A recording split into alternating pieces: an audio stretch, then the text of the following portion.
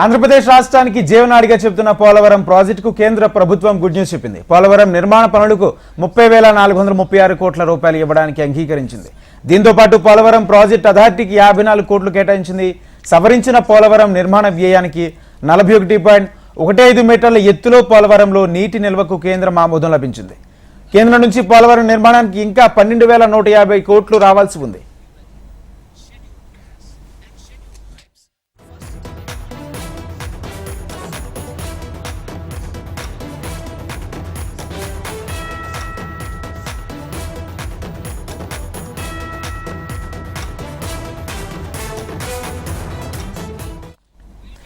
ఆంధ్రప్రదేశ్ రాష్ట్రానికి జీవనాడిగా చెబుతున్న పోలవరం ప్రాజెక్టుకు కేంద్ర ప్రభుత్వం గుడ్ న్యూస్ చెప్పింది.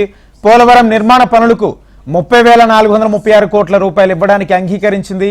దీంతో పాటు పోలవరం ప్రాజెక్టు అథారిటీకి 54 కోట్లు కేటాయించింది. సవరించిన పోలవరం నిర్మాణ వ్యయానికి 41.15 మీటర్ల ఎత్తులో పోలవరంలో నీటి నిల్వకు కేంద్రం ఆమోదం లభించింది. కేంద్రం నుంచి పోలవరం నిర్మాణానికి ఇంకా 12,157 కోట్లు రావాల్సి ఉంది.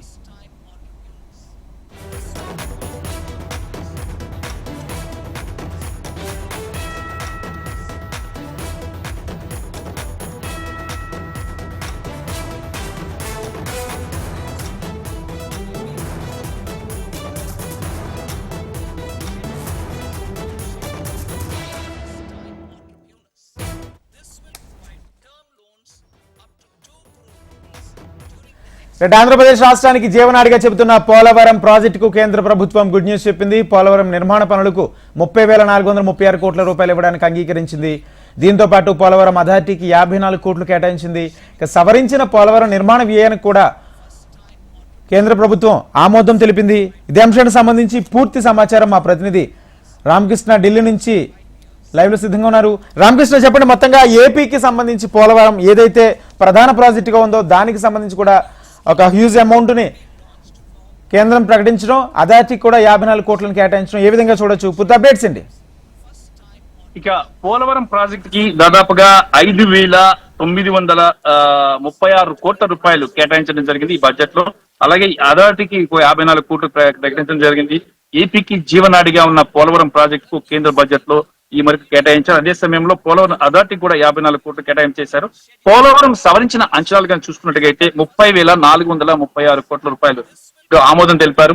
పోలవరం బ్యాలెన్స్ గ్రాంట్ చూసుకున్నట్టుగైతే 12,157 కోట్ల రూపాయలుగా కేంద్రం తెలిపింది. వీటితో పాటు ఆంధ్రప్రదేశ్ కి మరిన్ని నిధులు కేటాయించారు. ఆంధ్రప్రదేశ్ కి కేటాయించిన నిధుల విషయాన్ని కానీ వచ్చినట్టుగైతే స్టీల్ ప్లాంట్ కి 3,295 కోట్లు కేటాయింపు జరిగింది. అలాగే కేంద్ర బడ్జెట్ లో విశాఖ పోర్టుకు 730 కోట్లు కేటాయించారు. అలాగే రాష్ట్రంలో ఆరోగ్య వ్యవస్థల బలోపేతానికి 162 కోట్లు కేటాయించడం జరిగింది.